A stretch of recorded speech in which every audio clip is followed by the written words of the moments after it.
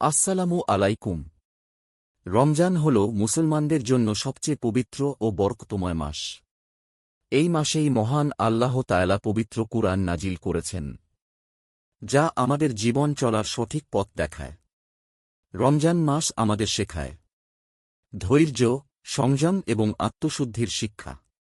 এই মাসে আমরা শুধু খাবার আর পানাহার থেকে বিরত থাকি না, বরং মিথ্যা বলা, খারাপ কথা বলা এবং খারাপ কাজ থেকেও নিজেকে দূরে রাখার চেষ্টা করি। রমজানের রোজা আমাদের গরিব ও অসহায় মানুষের কষ্ট অনুভব করতে শেখায় এবং মানুষের প্রতি দয়া ও ভালোবাসা বাড়ায়।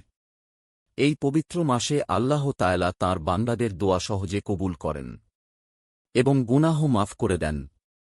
চলুন আমরা এই রমজান মাসে নিজেদের জীবনকে আরও সুন্দর করি, নামাজ, কুরআন তিলাওয়াত এবং ভালো কাজের মাধ্যমে আল্লাহর নৈকট্য অর্জন করি। রমজান মোবারক।